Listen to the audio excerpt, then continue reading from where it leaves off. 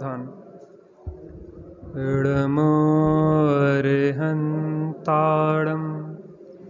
इडमो सिद्धाडम् इडमो आयरियाडम् इडमो अज्झायाडम् इडमो लोये सवसाहुडम्।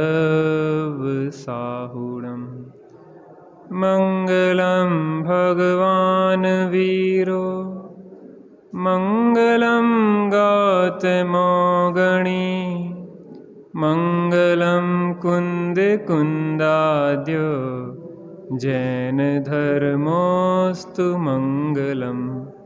सर्वमंगल मांगल्यम सर्वकल्याणकारकम् प्रधानं सर्वधर्माणां जैनं जयतु शासनं जैनं जयतु शासनं। नमः समय साराय स्वानुभूत्या चकासते चित्स्वभावाय भावाय सर्वभावान्तरच्छिदे। वंदितु शवसिद्धे ध्रुवमचलमणोभवं गदिं पत्ते वोच्छामि समय पाहुड मिडमो सुद केवली भड़िदम। यहाँ पे नयों के स्वरूप को समझने की अपनी चर्चा चल रही है।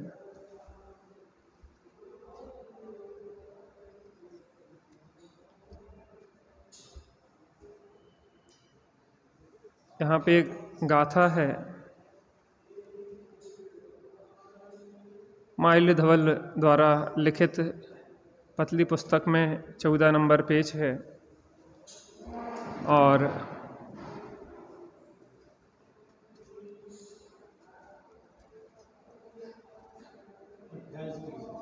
मोटी पुस्तक में 28 नहीं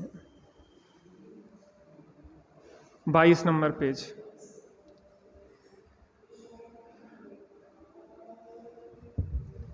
लबड़म वा इड़म भड़ियम णय चक्कम शैल सत्थ शुद्धियरम सम्मा विया सुह मिच्छा जीवाणम सुणय मग्ग रहियाणम। जैसे नमक सब व्यंजनों को शुद्ध कर देता है, सुस्वाद बना देता है, वैसे ही समस्त शास्त्रों की शुद्धि का कर्ता इस नए चक्र को कहा है। सुनय के ज्ञान से रहित जीवों के लिए सम्यक श्रुत भी मिथ्या हो जाता है। आपने बहुत कुछ व्यंजन बनाए, बस एक चीज डालना भूल गए। क्या? नमक। नमक डालना भूल गए, वो व्यंजन कैसे लगेंगे आपको? सेव जो होते ना, सेव, नमकीन सेव, उन्हें कई जगह खारे कहते, खारे। यद्यपि वो तो बेसन है ना, उसमें खारे कहाँ हुआ? क्योंकि उसमें वो खार नमक डलता है ना, इसलिए इसको क्या बोलते हैं? खारे। मतलब इतना सा है कि नमक के बिना जो व्यंजन है वह निस्वाद हो जाते हैं, उसमें स्वाद नहीं आता, उसमें मज़ा नहीं आता है। ऐसे ही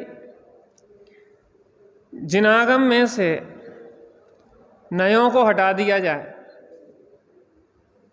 देखो, आत्मा तो आनंद स्वरूप है, चाहे वो निगोदिया की हो, चाहे हमारी हो, चाहे सिद्ध भगवान की हो। कैसी है? आनंद स्वरूप है, सुख स्वरूप है, उसमें तो दुख का स्वभाव में प्रवेश होता ही नहीं है।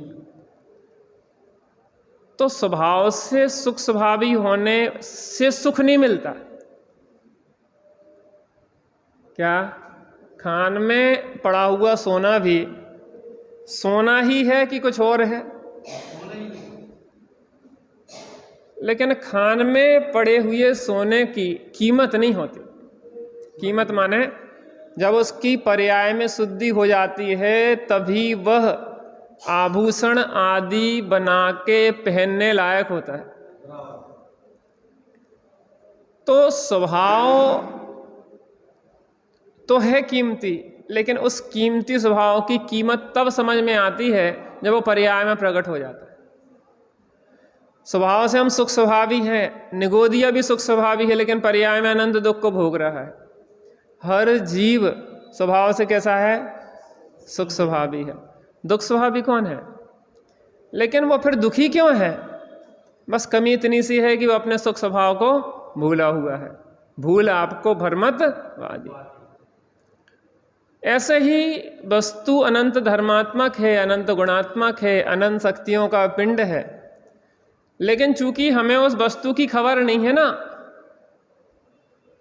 एक किसान को एक पत्थर मिला चमकदार, उस चमकदार पत्थर को घर इसलिए उठा ले आया है कि पैर घिसने के काम आएगा, अच्छा है, चिकना सा है, बढ़िया है, काम करेगा।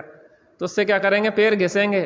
तो वो शरीर घिस रहा था उस पत्थर से, उतने में एक जोहरी निकला। कहने भैया जी क्या कर रहा है? कहने जी पत्थर से क्या कर रहा है? कहने क्या है? शरीर घिसने के लिए हमें जंगल में मिल गया, समुद्र के किनारे, नदी के किनारे मिल गया, हम क्या कर रहे हैं? शरीर घिस रहे हैं। कहने तुम जानते हो ये क्या है? ये क्या है? हीरा, माणिक, मोती, पुखराज, कोई धातु विशेष प्रकार का जे वो है।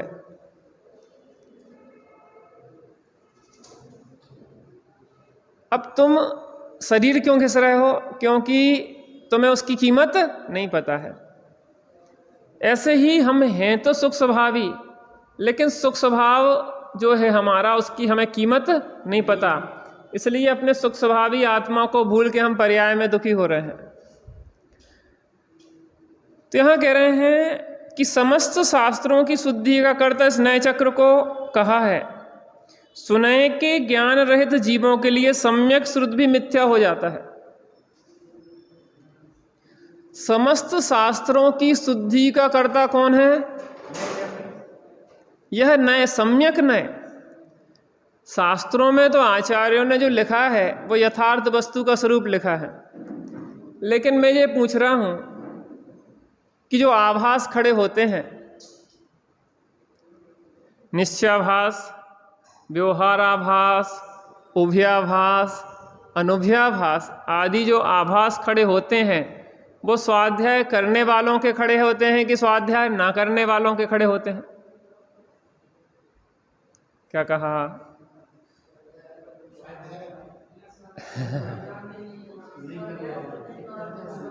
टोडरमल जी साहब ने 7वें अध्याय में लिखा, जो जीव जैन हैं, जिन आज्ञा को मानते हैं, उनके भी मिथ्यात्व पाया जाता है। इसमें दो बातें हैं। जो जीव जैन है, पहली चीज। दूसरी बात है जिन आज्ञा को मान रहे हैं,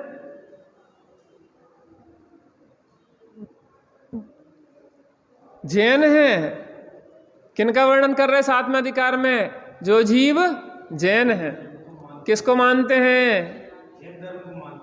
जिन आज्ञा को मानते हैं, जिनेंद्र देव की आज्ञा को मानते हैं। स्वाध्यायी हैं ये, और ऐसे वैसे नहीं है, अच्छी तरह से स्वाध्याय किया है इनने।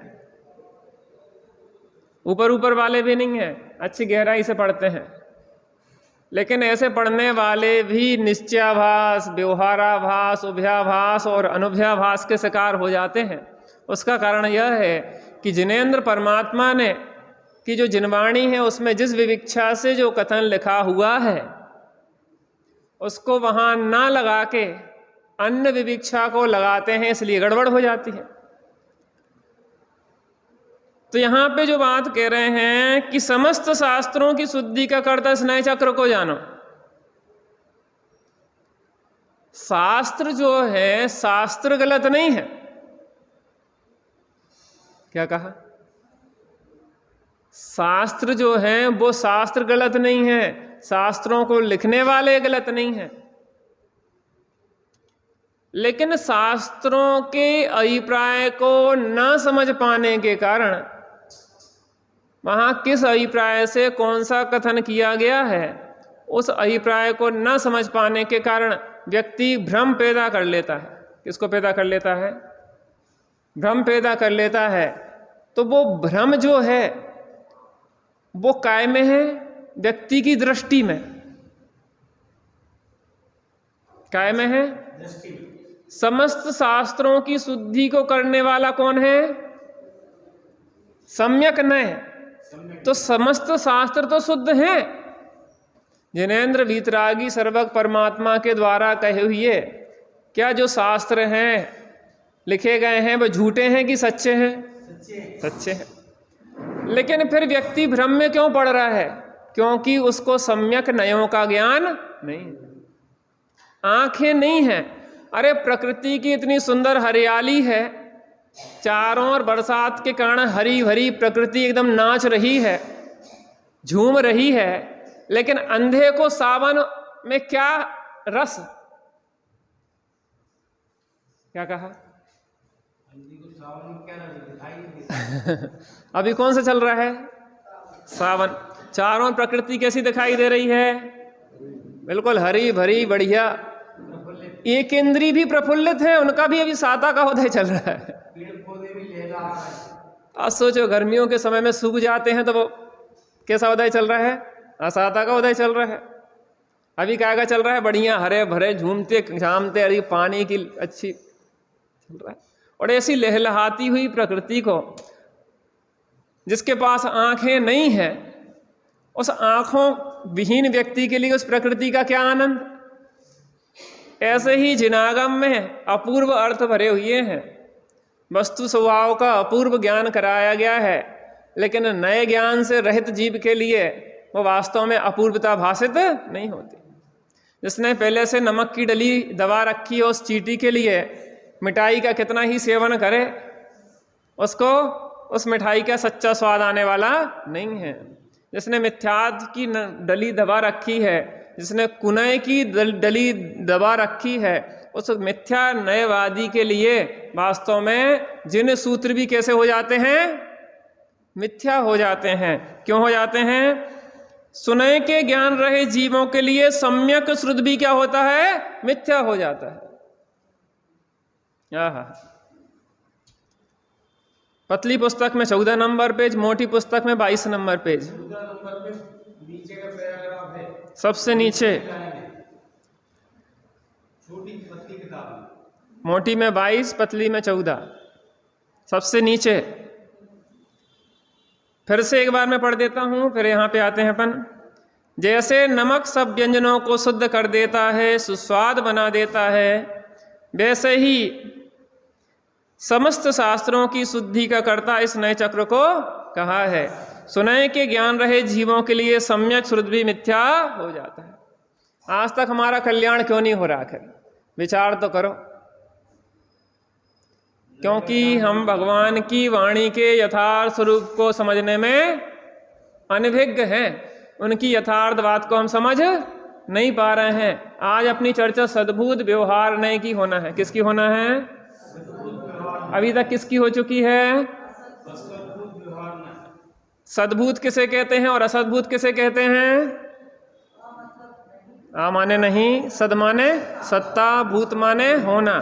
जो आत्मा की सत्ता में नहीं है उसकी चर्चा जिस व्यवहार में की गई है वो असद्भूत व्यवहार नय है।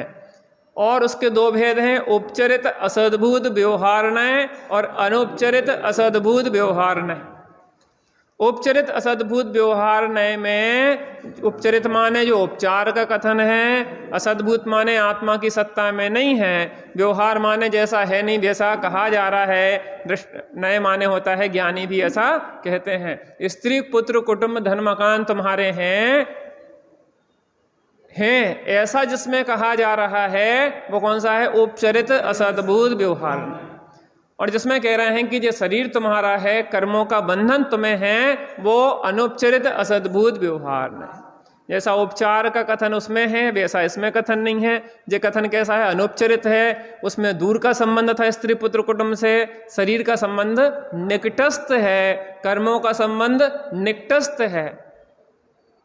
असद्भूत व्यवहार माने ऐसा लेकिन है नहीं, शरीर अपना है नहीं, लेकिन कहा जा रहा है व्यवहार से। और नए माने ज्ञानी भी कहते हैं या इस नए की दृष्टि से ऐसा ही दिखाई देता है। चलिए अब आते हैं सद्भूत। सद्भूत का मतलब क्या बताया था? सद माने सत्ता, भूत माने होना। सद माने सत्ता, जो वस्तु की सत्ता में पाया जाता है, जिसमें उसका कथन होता है, उसे कहते हैं सद्भूत व्यवहार नय। ठीक है। सद्भूत व्यवहार अखंड वस्तु में भेद बताता है। कैसा बताता है? अखंड वस्तु में क्या बताता है? भेद बताता है। ये रूमाल है, ये रूमाल कैसा है? अखंड है। इसको ऐसा समझो कि जो सूत इसमें द्रव्य है, सफेदी इसका गुण है और रूमाल रूप अवस्था है। तो ये द्रव्य गुण पर्याय जो है, जो द्रव्य गुण पर्याय है, ये अखंड है कि खंड रूप है? अरे द्रव्य, गुण और पर्याय, तो तीन चीजें हैं। मैं जीव द्रव्य हूं, ज्ञान मेरा गुण है और जानना मेरी पर्याय है। तो द्रव्य गुण पर्याय अभेद अखंड है कि खंड खंड है? अभेद अखंड है। तो देखो अपन ने जो सद्भूत है ना, असद्भूत व्यवहार ने क्या किया था पता है आपको? असद्भूत व्यवहार क्या करता है कि जिन वस्तुओं से भेद है उनको अभेद करके कहता है। जिन वस्तुओं से हमारी सत्ता से जो भिन्न है उन्हें अनभिन्न कह के करके कहता है। स्त्री पुत्र कुटुंब हमसे भिन्न है और उन्हें क्या कह रहा है? हमारे बता रहा है। मकान हमसे भिन्न है, वो हमारे बता रहा है। धन हमसे भिन्न है, वो हमारे बता रहा है। शरीर हमसे भिन्न है, वो हमारा बता रहा है। कर्म हमसे भिन्न है, वो हमारा बता रहा है। तो वो क्या कर रहा है? जो आत्मा से भिन्न है उन पदार्थों को अभिन्न कह रहा है। कौन सा नए? असद्भूत। अब सद्भूत में क्या है? यद्यपि वस्तु अभेद और अखंड है, द्रव्य गुण पर्यायात्मक है, उस द्रव्य गुण पर्यायात्मक वस्तु में गुण भेद और पर्याय भेद करके समझा रहा है। क्या करके समझा रहा है? अभेद में। पहले ने क्या किया था? भेद को अभेद करके समझाया था। अब ये क्या कर रहा है कि अभेद को भेद करके समझा रहा है। अरे टेलर का काम है पूरा इसका, पहले तोड़ो और फिर जोड़ो। जोड़ तोड़ की राजनीति बहुत जरूरी है इसका उपयोग। तो क्या कह रहा है? सद्भूत व्यवहार ने अखंड वस्तु में भेद करके बताता है। क्या करके बताता है? द्रव्य गुण पर्याय आदि के भेद करके बताता है। अटक गई गाड़ी क्या?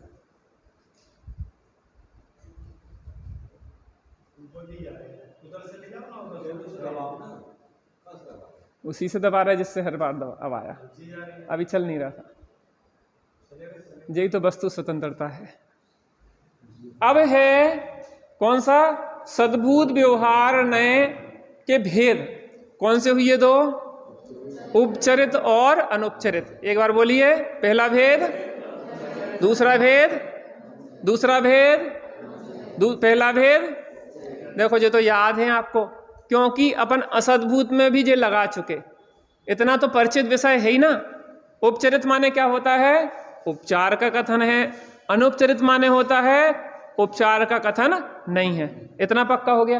अब यहां पे लगाएं उपचरित सद्भूत व्यवहार नय। अब कोई बता सकता है कि उपचरित सद्भूत व्यवहार नय का अर्थ बताएं? एक एक वर्ड कौन बताएगा? या आप सीनियर हो, नए लोगों को बताने हो। हाँ बताइए। उपचरित से शुरू करो पहले। हाँ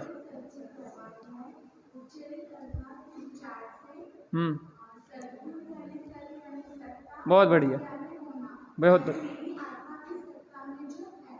हाँ बहुत अच्छा। व्यवहार पहले, व्यवहार माने इसमें ऐसा लगाओ कि वस्तु भेद रूप है नहीं, लेकिन भेद रूप कहने में आता है। यहाँ दूसरे तरफ से हो गया ना, जो सद्भूत की चर्चा है। माने वस्तु में भेद है नहीं, लेकिन समझने समझाने के लिए उसके भेद कहे जा रहे हैं। नए माने क्या है? ज्ञानी भी ऐसा कहते हैं या कोई दृष्टिकोण है, इस नए का ये दृष्टि ऐसी है। तो दो हो गए ना, उपचरित और अनुपचरित। अनुपचरित का मतलब क्या है? उपचार का कथन नहीं है। जैसा उपचार का कथन है पहले उपचरित सद्भूत में किया, वैसा उपचार का कथन इसमें नहीं है। अब उपचरित सद्भूत व्यवहार नय में किन बातों की चर्चा आएगी? विभाव भावों की और अविकसित पर्यायों की। दो चीजें देखो, इसके दो नाम दिए जाते हैं। एक को शुद्ध उपचरित शुद्ध सद्भूत भी कहते हैं, दूसरे को उपचरित अशुद्ध सद्भूत भी कहते हैं और उपचरित शुद्ध सद्भूत भी कहते हैं। तो इसके जब दो भेद करते हैं तो उपचरित अशुद्ध सद्भूत में विभाव भाव राग आदि भाव आते हैं और उपचरित शुद्ध सद्भूत में अपनी मति ज्ञान आदि अल्प विकसित पर्याय आती है, ज्ञान आदि गुणों की। इसके पार्ट वैसे तो इनको 4 की जगह व्यवहार के 6 भेद भी हो सकते हैं, क्योंकि इन बाद के जो सद्भूत वाले हैं, इस सद्भूत वाले में एक एक में 2-2 पार्ट दिए हैं। ऐसा नहीं, इसके 2-2 पार्ट कर दिए। एक में तो राग आदि विकारी भावों को भी इसमें ले लिया, दूसरा मति ज्ञान श्रुत ज्ञान आदि अल्प विकसित पर्यायों को भी इसमें ले लिया। काय में? उपचरित सद्भूत व्यवहार नय। और वैसे भी इसके 2 भेद किए हैं, शुद्ध सद्भूत और अशुद्ध सद्भूत के नाम से। तो शुद्ध सद्भूत का उपचरित अशुद्ध सद्भूत में रागी आत्मा, द्वेषी आत्मा, कामी आत्मा, क्रोधी आत्मा कहेंगे। और शुद्ध सद्भूत में मति ज्ञान वाला, चूंकि ये तो एक साथ में निश्चय पे पहुंच गया, क्रोध वाला आत्मा, मान वाला आत्मा, माया वाला आत्मा और लोभ वाला आत्मा। ठीक है ना? अब इसमें अगर अपन अशुद्ध पे हो गया, शुद्ध पे आए तो मति ज्ञान वाला आत्मा, श्रुत ज्ञान वाला आत्मा, अवधि ज्ञान वाला आत्मा, मनः पर्यय ज्ञान वाला आत्मा। अरे ज्ञान 5 होते हैं, 5 होते ना, दर्शन 4 होते हैं। तो जो पूर्ण विकसित है, उस पूर्ण विकसित दशा को काय में ले लिया है? अनुपचरित सद्भूत में। और अल्प विकसित दशा को ले लिया है उपचरित सद्भूत में। ठीक है ना? तो यहां पे उपचरित सद्भूत व्यवहारण्य में किसे कह रहे हैं? पहला तो अशुद्ध सद्भूत में विभाव भावों को ले लिया, क्रोध वाला, मान वाला, माया वाला, लोभ वाला। ठीक है ना? और यहाँ पे शुद्ध सद्भूत में मति ज्ञान वाला, श्रुत ज्ञान वाला, अवधि ज्ञान वाला और मना पर्याय ज्ञान वाला। समझ में आ रहा कि नहीं आ रहा? क्रोधी रागी द्वेषी कहेंगे तो निश्चय में पहुंच जाएगा। 2 शब्द निश्चय, क्रोध वाला, मान वाला, माया वाला और लोभ वाला। अल्प विकसित, हाँ अविकसित कह दो। ज्ञान की पर्याय तो ले रहे हैं इसमें, वहां केवल ज्ञान पर्याय ले रहे हैं, जे अल्प विकसित पर्याय ले रहे हैं। अरे सुनो तो, मैं ये कह रहा हूं, सुनिए तो। यहां पे अनुपचरित में केवल ज्ञान वाला आत्मा जाएगा, यहां मति ज्ञान वाला आत्मा नहीं, मति ज्ञान वाला आत्मा, श्रुत ज्ञान। सुनिए तो, हमें तो स्पष्ट करने, तो फिर हम गलत करें तो फिर आप सुधार करना। मति ज्ञान वाला आत्मा, श्रुत ज्ञान वाला आत्मा, अवधि ज्ञान वाला आत्मा, मनः पर्याय ज्ञान वाला आत्मा, चक्षु दर्शन वाला आत्मा, अचक्षु दर्शन वाला आत्मा, अवधि दर्शन वाला आत्मा। केवल नहीं, वो आएगा उपचरित शुद्ध सद्भूत।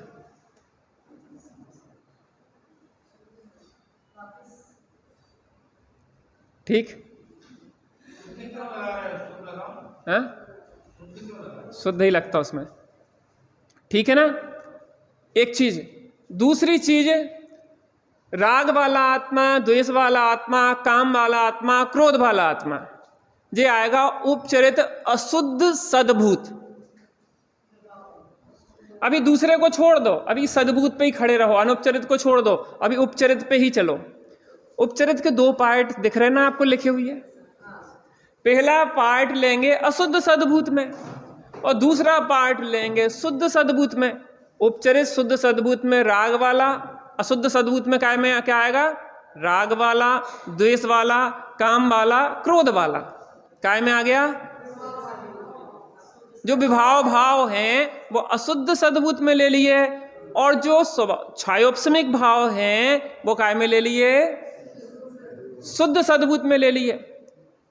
उपचरित में लेकिन उपचरित के दो भेद हैं जे, उपचरित शुद्ध सद्भूत, उपचरित अशुद्ध सद्भूत। क्लियर?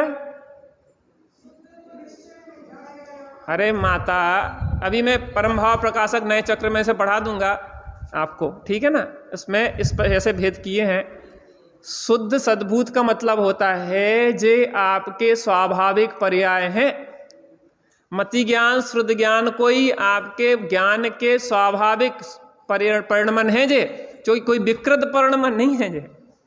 जो स्वाभाविक परिणमन है वो शुद्ध है, पूर्ण शुद्ध। भले वो केवल ज्ञान पूर्ण शुद्ध दशा है, ये अल्प शुद्ध दशा है, लेकिन दो शुद्ध ही हैं। पर्याय में ज्ञान की वो प्रगटता जो है, वो जितनी प्रगटता है वो शुद्ध है कि अशुद्धता है वो। इसलिए इसके दो भेद किए हैं, शुद्ध सद्भूत और अशुद्ध सद्भूत। और आपको अगर शुद्ध अशुद्ध नहीं समझना तो सीधे सीधे समझ लो कि इसके दो पार्ट हैं। एक में राग आदि विकारी भावों को आपका कहा है और दूसरे में मति ज्ञान आदि पर्यायों को आपका कहा है। मैंने तो इसलिए दो पार्ट बना दिए कि आपको समझ में सुविधा हो। अगर उसमें आपको दुविधा हो रही है तो अपन एक ही में काम चला ले रहे। ठीक है, फिर से कौन से की चर्चा चल रही है? उपचरित सद्भूत व्यवहार नय। उपचरित सद्भूत व्यवहार नय में राग वाला आत्मा, द्वेष वाला आत्मा, काम वाला आत्मा, क्रोध वाला आत्मा, ये चर्चा इसमें आएगी। उसके बाद मति ज्ञान वाला आत्मा, श्रुत ज्ञान वाला आत्मा, अवधि ज्ञान वाला आत्मा, मनः पर्याय ज्ञान वाला आत्मा, चक्षु दर्शन वाला आत्मा, अचक्षु दर्शन वाला आत्मा, अवधि दर्शन वाला आत्मा, केवल दर्शन वाला आत्मा। इसमें वो भी आएंगे। अब मैं शुद्ध अशुद्ध छोड़ दे रहा, आप कंफ्यूज हो रहे तो अब शुद्ध अशुद्ध लगा लो आप अपने हिसाब से। जिसमें राग आदि विकारी भाव को कह दिया उसको अशुद्ध कह दो, और जिसमें मति ज्ञान आदि कह रहे हैं वो शुद्ध कह दो। अब आप लगा लो, नहीं लगाना तो नहीं लगाओ, लगाना है तो लगा लो। सीधी सीधी आपकी चॉइस है। बराबर समझ में आ रहा है, बाद में और समझ में जाएगा, ज्यादा डिवीजन आएगा ना। देखो पहली बार अपन समझते हैं, कोरे घड़े पे पानी पड़ता है तो दिखता तो नहीं है लेकिन अंदर जाता है। कुछ लोग कहते हैं हमें तो कुछ समझ में नहीं आओ। हम कह रहे हैं कि आपको समझ में आया है। आ गया ना। अटक जाती है गाड़ी इसकी।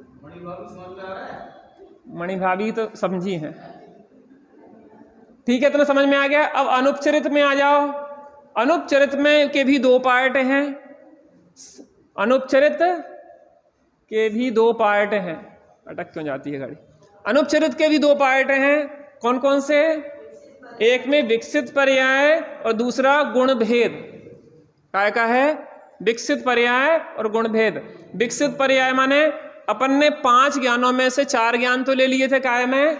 उपचरित सद्भूत व्यवहार नय में। अब एक बचा कौन सा? केवल ज्ञान। तो केवल ज्ञान वाला आत्मा अगर मैं यह कथन करूं तो ये किस नय में जाएगा? हाँ, विकसित, पूर्ण विकसित। विकसित नहीं, विकसित तो वो भी है। एक फूल थोड़ा खिला है और एक पूर्ण विकसित हो गया है, तो यहां पूर्ण विकसित दशा लेंगे। तो केवल ज्ञान वाला आत्मा, केवल दर्शन वाला आत्मा, वहां चक्षु अचक्षु अवधि दर्शन ले लिए थे, मति ज्ञान, श्रुत ज्ञान, अवधि ज्ञान, मनः पर्याय ज्ञान ले लिए थे। लेकिन यहां पे जो लेंगे अपन, वो छायोपशमिक भाव के भेद देखे ना, छायोपशमिक भाव आ जाएंगे इसमें। दूसरे में देखेंगे तो वो छायिक भाव आ जाएंगे। यहाँ पे ज्ञान पूर्ण विकसित दशा जो है काय की, ज्ञान गुण की, वो कौन सी है? केवल ज्ञान। दर्शन गुण की पूर्ण विकसित दशा क्या है? केवल दर्शन। तो यहाँ पे कौन सी आएंगी? पूर्ण विकसित दशाएं आएंगी। ठीक है, इतना समझ में आ गया। और गुण भेद, ज्ञान वाला आत्मा, दर्शन वाला आत्मा, सुख वाला आत्मा, वीर वाला आत्मा, जो ऐसे करेंगे भेद, वो भी इसमें आ जाएंगे। ठीक है ना। अब इन दोनों के दो दो पार्ट लिए ना। पहले पार्ट में दो लिए थे उपचरित सद्भूत व्यवहारण्य में, एक तो मोह राग द्वेष भाव लिए थे, दूसरे मति ज्ञान आदि अल्प विकसित पर्याय ली थी।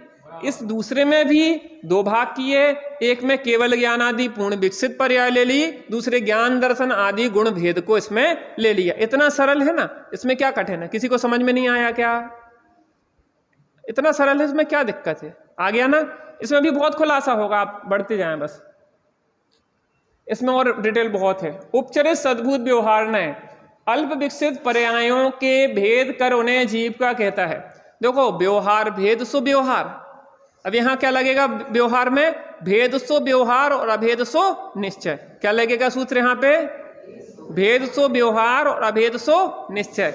अब वहां जो अपन ने पहले पार्ट में लिया था, काय में? असद्भूत में। असद्भूत में वहां पे व्यवहार का अर्थ यह कहा था कि ऐसा है नहीं, लेकिन ऐसा कहा जा रहा है। व्यवहार में क्या लिया था अपन ने? ऐसा है नहीं, ऐसा कहा जा रहा है। स्त्री पुत्र कुटुंब हमारे हैं नहीं, लेकिन अपना कहा जा रहा है। शरीर कर्म हमारे हैं नहीं और हमारे कहे जा रहे हैं। ध्यान से सुनना, यहां पे जो है वहां व्यवहार का अर्थ ऐसा किया था, लेकिन यहां पे वैसा नहीं होगा। यहां कहेंगे, ऐसा नहीं कहेंगे कि ऐसा है नहीं, ऐसा कहा जा रहा है। नहीं, ऐसा है, क्योंकि गुण भेद उसी वस्तु में है। द्रव्य गुण पर्याय के जो भेद हैं वो वस्तु अभेद ही तो है, उसको तो भेद करके कह रहे हैं। तो यहाँ व्यवहार का अर्थ आएगा अभेद सो निश्चय और भेद सो भेद करेंगे। तो अल्प विकसित पर्यायों के भेद कर उन्हें जीव का कहना। किसको? अभी अपन जिसकी शॉर्ट में चर्चा कर चुके, अब उसकी डिटेल में यहाँ पे खोल रहे हैं। उपचरित सद्भूत व्यवहारण्य में किसकी चर्चा है? अल्प विकसित माना कौन सी पर्याय? मति ज्ञान वाला, श्रुत ज्ञान वाला। बेटा दिख रहा आपको? समझ में आ रहा? समझने का प्रयास करो, लेट नहीं, समय से आ दो। क्लास में आप लेट होंगे तो समझ में नहीं आता वैसे, इसलिए टाइम से आइए। समझ में आ गया? काय की है उपचरित सद्भूत व्यवहारण्य में चर्चा? अल्प विकसित पर्याय कौन कौन सी है जीव की? 5 ज्ञान में कौन कौन से आ जाएंगे इसमें? कौन कौन से? पहला, दूसरा, तीसरा, चौथा मन पर्याय। और दर्शन में कितने आ जाएंगे? चक्षु दर्शन, अचक्षु दर्शन और अवधि दर्शन। बहुत बढ़िया। अब उपचरित सद्भूत व्यवहार का जो दूसरा पार्ट है, जिसे अशुद्ध भी कह दिया था हमने, उसमें विभाव भावों को जीव का कहना। किसको जीव का कहना? राग वाला जीव, द्वेष वाला जीव, काम वाला जीव, क्रोध वाला जीव जो कह रहे हैं वो काय में आएगा? इसी में आएगा। काय में? उपचरित सद्भूत व्यवहार नहीं। इसमें किसको ले रहे हैं? विभाव भावों को जीव का कहना। किसी को समझ में आया कि नहीं आया? रजनी भाभी को समझ में आया कि नहीं आया? आ गया ना? दो चीजें बहुत बड़ी, अल्प विकसित पर्याय मति ज्ञान आदि, हाँ, और एक विकारी पर्याय, विकारी पर्याय। दो चीजें, अल्प विकसित पर्याय और विकारी पर्याय। मोह राग द्वेष हमारे विकार हैं और मति ज्ञान आदि हमारे ज्ञान गुण की अल्प विकसित पर्याय है। स्पष्ट है? सबको स्पष्ट हो गया? पीछे स्पष्ट हो गया? ऊपर वालों को स्पष्ट हो गया? चलिए, हाँ, दो पार्ट कौन कौन से? संजय भैया बताएंगे। चलो, किसकी चर्चा चल रही है अभी? ये सद्भूत की चल रही। पहले तो किसकी चल रही है? सद्भूत आत्मा की सत्ता में है। अब सद्भूत के कितने भेद किए अपन ने? 2 भेद। कौन कौन से? उपचरित सद्भूत व्यवहार नय, दूसरा अनुपचरित सद्भूत व्यवहार नय। अभी काय की चर्चा चल रही है? उपचरित सद्भूत व्यवहार नय। इसके कितने पार्ट हैं? 2 पार्ट हैं। किस किस की चर्चा है? पहले पार्ट में किसकी चर्चा है? अविकसित पर्यायों की। कौन कौन सी हैं अविकसित पर्याय? मति ज्ञान, श्रुत ज्ञान, अवधि ज्ञान, मनः पर्याय ज्ञान। और यहाँ पे दूसरे पार्ट में किसकी चर्चा है? विकारी पर्यायों की। विकारी पर्याय और अल्प विकसित पर्याय, इसमें दोनों काय की चर्चा है? पर्यायों की। पर्यायों की चर्चा है ना। पर्याय में एक तो विकारी पर्याय है मोह राग द्वेष की हमारी, ठीक है ना। दूसरी क्या है, अल्प विकसित मति ज्ञान आदि की पर्याय है। तो अल्प विकसित मति ज्ञान आदि की पर्याय को जीव का कहना या विकारी भाव को जीव का कहना, ये किस नए का कथन है। वेरी गुड, आप लोगों को इतनी जल्दी समझ में आ जाए। महिला नहीं, जब बिटिया समझाएगी, बेटा समझाओ। हाँ, कोई भी जो समझा सके वो समझाओ। एक मिनट, हम थोड़ा सा सहयोग कर दे रहे हैं बच्चों को। थोड़ा क्या बात है, अटक जाती गाड़ी से, अब आ गई। सुनो, कल तुम पहले समझा था ना, अपन ने अनुपचरित और उपचरित दो भेद किए थे। पहले तो सद्भूत और असद्भूत किए थे। असद्भूत तो क्लियर था, शरीर को अपना कहना, ठीक है ना, और स्त्री पुत्र कुटुंब को अपना कहना, वो तो पार्ट हो गया। अब सद्भूत पे आ गए। सद्भूत माने होता सत्ताभूत आत्मा। आत्मा में क्या क्या है, तो आत्मा तीन चीजें हैं, द्रव्य, गुण और पर्याय। गुण पर्याय व द्रव्यम, जो द्रव्य है आत्म द्रव्य गुण पर्यायवान है। बिना गुण पर्याय को कोई वस्तु होती है क्या। अरे जी, अगर सूत है, सूत, तो इस सूत का गुण क्या है, श्वेत, और रूमाल रूप पर्याय है। तो बिना पर्याय गुण पर्याय को कोई वस्तु होती है क्या, नहीं होती। अब क्या होता है, अब इस द्रव्य में जो परिणमन होता है गुणों का, अब वो कैसा होता है, या तो विकृत होता है, या अल्प विकसित होता है, या पूर्ण विकसित होता है। आत्मद्रव्य पे घटित करें तो आत्मद्रव्य का जो परिणमन हो रहा है, या तो वो विकृत हो रहा है मोहराग द्वेष रूप, ठीक है ना। मोहराग द्वेष, गुस्सा आती तुम्हें सब पूछ रहे बेटा, गुस्सा आती ना, तो ये परिणमन किसका है, आत्मा का है कि किसी दूसरे का है। और मोहराग द्वेष जो परिणमन हो रहा है वो किस गुण का हो रहा है, चारित्र गुण का। गुण का ही तो परिणमन है ना, गुण का ही परिणमन है ना। मोहराग द्वेष परिणमन है, लेकिन वो विकृत परिणमन है। अरे दो बच्चे हैं आपके, एक बच्चा आपके हिसाब से चलता है, एक बात नहीं मानता है, तो बच्चे किसके हैं, आपके ही है ना। तो गुण का परिणमन क्या चल रहा है, वो विकृत चल रहा है। तो जो विकृत परिणमन चल रहा है, तो वो विकृत परिणमन किस में लेंगे, इसमें उपचरित सद्भूत व्यवहार में। और जो अल्प विकसित, अब वो सुधार की प्रक्रिया में आगे बढ़ गया है बच्चा, या ज्ञान की चारित्र गुण की अभी कैसी चल रही थी, राग द्वेष रूप परिणमन चल रहा था, अब वो स्थिरता रूप परिणमन चलने लगा। ज्ञान गुण का जो परिणमन चल रहा था वो कैसा चल रहा था, अज्ञान रूप चल रहा था, तो वो विकृति थी। अब वो चलने लगा मति ज्ञान, श्रुति ज्ञान, अवधि ज्ञान, मना परिज्ञान रूप, तो वो अल्प विकसित पर्याय काय में आ जाएगी, उपचरित सद्भूत व्यवहार नय में। और जो रागादि है वो भी उसी में आएगी। इसके दो पार्ट हो गए, इतना स्पष्ट हो गया ना। अब आगे बढ़ जाते हैं अपन, देखो इसमें फिर डिटेल करते हैं। उपचरित क्यों है, क्योंकि रागादि विकार हैं आत्मा के। सद्भूत क्यों है, विकार होते हुए भी वो आत्मा की ही सत्ता में है, राग को अलग थोड़ी ना किया जा सकता है। व्यवहार क्यों है, अब देखो यहां व्यवहार का अर्थ दूसरा आ गया। वहां व्यवहार का अर्थ क्या था, ऐसा है नहीं पर ऐसा कहा जाता है। लेकिन यहां व्यवहार का अर्थ कर रहे हैं कि भेद है नहीं पर भेद कहा जा रहा है। इतना स्पष्ट, दो दूनी चार जैसा मुझे नहीं लगता कि किसी को समझ में ना आया हो। सबको समझ में आ गया। समझ में ना आया तो पूछ सकते हैं, हुक्मचंद जी भाई साहब समझ में आ गया ना। चलिए, नए क्यों कहते हैं कि ज्ञानी भी इसका प्रयोग करते हैं। ऐसा नहीं कि ये ज्ञानी ही नहीं, अज्ञानी नहीं करता, ज्ञानी ही करते हैं, क्योंकि सम्यक नए जो होते हैं वो ज्ञानी के ही होते हैं, तो ज्ञानी इसका प्रयोग करते हैं। इस नए माने दृष्टिकोण भी होता है, इस दृष्टिकोण से वस्तु ऐसी ही दिखाई देती है। अब देखिए, अनुपचरित सद्भूत व्यवहार नय, इसमें क्या की चर्चा है, विकसित पर्यायों को के भेद कर उन्हें जीव का कहता है। अब देखो, वस्तु तो अभेद अखंड है ना, गुण पर्याय अभेद अखंड है ना, वस्तु से अलग तो है नहीं। लेकिन इस नए का काम क्या है, समझने समझाने के लिए विकसित पर्याय। विकसित पर्याय में 5 ज्ञानों में कौन सा ज्ञान विकसित है, केवल ज्ञान। 4 दर्शनों में कौन सा ज्ञान विकसित है, केवल दर्शन। तो अब उसने 4 को छोड़ दिया, एक आ गया पूर्ण विकसित पर्याय, किसकी, ज्ञान गुण की। तो इसमें कौन आएगा, केवल ज्ञान, केवल दर्शन। तो नीचे लिखा है, उन जैसे केवल ज्ञानादि जीव में है। कौन है, केवल ज्ञानादि जीव में है। कौन सी, पूर्ण विकसित शुद्ध पर्याय किसको कहता है? अनुपचरित सद्भूत व्यवहार न्याय अपना पढ़िए एक बार।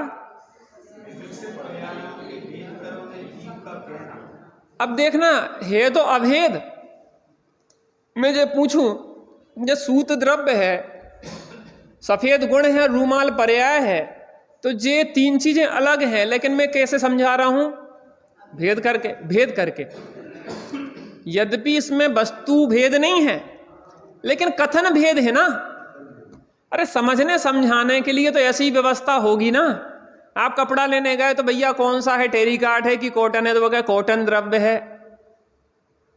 इसके सफेद चाहिए कि रंगीन चाहिए, सफेद गुण है, और इसमें शर्ट रूप पर्याय है, तो तीनों चीजें अभेद अखंड है। लेकिन समझे कैसे, समझाएं कैसे? छायिक सम्यक्त पूर्ण विकसित जो भी अवस्थाएं हैं, किसी भी गुण की हो, श्रद्धा गुण की हो, छायिक सम्यक्त पूर्ण विकसित नहीं, वो ज्ञान गुण की है भाई साहब। श्रद्धा गुण की बात कर रहे हैं, तो श्रद्धा गुण किसी भी गुण की पूर्ण विकसित जो दशा है वो इसी में आएगी। छायिक सम्यक्त इसी में आएगा। पूर्ण विकसित जितनी भी दशाएं हैं किसी भी गुण की, वो इसी में आ जाएगी। ठीक है ना? व्यवहार ने इसलिए कहा कि भेद करके समझा रहे। यद्यपि वस्तु अभेद अखंड है, उसको भेद करके समझा रहे, इसलिए उसको क्या कहें? व्यवहार में ले लेते हैं। अब अनुपचरित सद्भूत व्यवहार ने, इसी का दूसरा पार्ट है ना। किसकी चर्चा चल रही है? पहले तो ये समझो कि काय की चर्चा चल रही है? सद्भूत की। सद्भूत माने क्या होता है? आत्मा की सत्ता में है। गुण पर्याय आत्मा की सत्ता में होते हैं, आत्मा की सत्ता से बाहर नहीं होते हैं। तो यहाँ पे काय की चर्चा चल रही है? गुण भेद और पर्याय भेद करके यह कहता है। किसमें? आत्मा में गुण भेद और पर्याय भेद करके कहता है। ठीक है ना? अब गुणों के दो प्रकार के वर्णन होते हैं, या तीन प्रकार के ले लें। एक तो विकारी वर्णन होता है, एक अल्प विकसित वर्णन होता है, एक पूर्ण विकसित वर्णन होता है। समझ में आ रहा ना? अरे कोई भी गुण है, तीन प्रकार के वर्णन होंगे ना। या तो विकृत वर्णन होगा, या अल्प विकसित वर्णन होगा, या पूर्ण विकसित वर्णन होगा, जिनमें होता है। ठीक है ना? अल्प विकसित जिनमें होता है, या तो किसी पूर्ण विकास हो। तो विकृत वर्णन को उपचरित सद्भूत व्यवहार में ले लिया। मोह वाला, राग वाला, द्वेष वाला। ठीक है ना? इसी के दूसरे पार्ट में ले लिया। इसी में क्या ले गया? मति ज्ञान, श्रुत ज्ञान, अवधि ज्ञान वाला और मन पर्याय ज्ञान वाला आत्मा। तो अल्प विकसित को ले लिया। अब दूसरा पार्ट जब अनुपचरित सद्भूत व्यवहार में आए, तो इसमें काय की चर्चा है? एक तो शुद्ध पर्याय, केवल ज्ञान आदि पर्याय, और दूसरा गुण भेद। तो केवल ज्ञान वाला, केवल दर्शन वाला आत्मा किस नय से कहेंगे? अनुपचरित सद्भूत व्यवहार नय। ज्ञान वाला आत्मा, दर्शन वाला आत्मा, सुख वाला आत्मा किस नय से कहेंगे? किससे? Very good. किससे भाई साहब? किस नय से कहेंगे? आपसे। अनुपचरित सद्भूत व्यवहार नय से क्या कहेंगे आत्मा का? ज्ञान वाला आत्मा, दर्शन वाला आत्मा, चारित्र वाला आत्मा, वीर वाला आत्मा, और भी लगा तो सकते। बहुत बढ़िया। अरे क्या बात है भाई साहब, आपने तो बहुत सारी चीजें बता दी। अब अनुपचरित क्यों कह रहे हैं?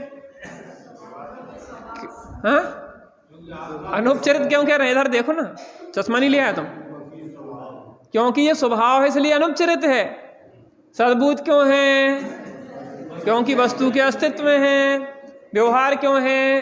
भेद है नहीं, पर कहा जा रहा है। नए क्यों है? क्योंकि ज्ञानी भी इसका प्रयोग करते हैं। अब ये पूरा चार्ट आ गया इसका। अब पूरा चार्ट कौन समझाएगा हमें 2 मिनट में? अब इसके आगे अब दूसरा सब्जेक्ट शुरू हो जाएगा, ये यहाँ पे क्लोज हो जाएगा। अब देखिए कौन समझाएगा इस चार्ट को? हाँ, कौन समझाएगा? भाभी तो समझा देंगी, और कोई समझाए नया वाला व्यक्ति? मणि भाभी तो प्रिंसिपल हैं क्लास की, इन्हें तो सब आता है। नए लोग यहाँ से कोई समझाएगा? अरे इतना चर्चा हुई, कितनी चर्चा? अरे आप रुक जाओ। अबे हम वो तो उन्हें सब आता है, हमें पता है। और कोई श्रुति, हाँ श्रुति सुनाएगी, समझाएगी, समझा। व्यवहार नय किसकी चर्चा चल रही है? निश्चय व्यवहार अध्यात्म के नयों की चर्चा चल रही है ना। दो भेद है, निश्चय और व्यवहार। मैं कल आपकी परीक्षा ले लूं, टेस्ट, कल संडे है ना, हर संडे के संडे, ठीक है ना। तो यहीं पे दोगे टेस्ट, कब दोगे? पेपर में 10 प्रश्न बना के लाऊंगा और आप घर से करके ले आना। अब यहाँ कहाँ तक बैठे रहोगे? लेकिन समस्या ये है, मैं आपको कागज में नहीं दूंगा, मैं आपको PDF भेजूंगा। आप जहाँ चाहे करो, मैं कागज में नहीं लूँगा। इतने सारे कहाँ तक मैं फोटो स्टेट करवाऊँ? खर्चा कागज का क्यों बर्बाद करूँ? मैं तो मोबाइल पे आपके सेंड कर दूंगा। आपका ग्रुप हो तो मुझे कनेक्ट कर दो, मैं उस ग्रुप पे डाल दूंगा, रात तक डाल दूंगा, आप कल करके दे देना। देखो मैं परीक्षा दूसरे प्रकार की लेता, क्यों?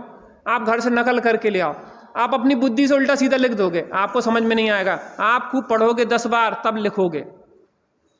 तो आपको नकल करके लाना है। जो PDF है, जो परम भाव प्रकाशक नए चक्र है, खूब नकल करो और बिल्कुल शुद्ध लिखना, अपने मन से कुछ नहीं लिखना, मनगढ़ंत नहीं है। तो मैं आपको कल 10 प्रश्न दूंगा वीकली टेस्ट में, आपको करना। जब पूरा होगा तो फिर ये वो पूरा सब्जेक्ट के बाद टेस्ट होगा। चलिए, मैं मोबाइल में आपके भोपाल का जो ग्रुप है मुमुक्षु मंडल में, उसमें डलवा दूंगा, ज़्यादा है तो। हाँ, इसका ग्रुप बना लो, आप बना लेना भाई। कक्ष नहीं, सही है। ऐसा ही अभी जहां हम थे जसवंत नगर में, लगभग 100 लोगों का ग्रुप बना लिया था जो क्लास में बैठते थे लगभग। तो उन लोगों को जो भी जानकारी देना है, PDF भेजना, मैं आपको उसका उत्तर भी भेज दूंगा ग्रुप पे। आपको कुछ नहीं, आपको नकल करना है 100%। मैं एक एक परम भाव प्रकाशक नए चक्र में से आपको फोटो खींच के भेज दूंगा, कौन कौन उत्तर लिखना आपको। नहीं, जरूरी है।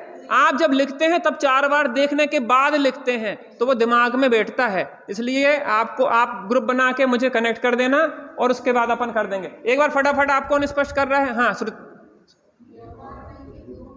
ठीक है। हाँ,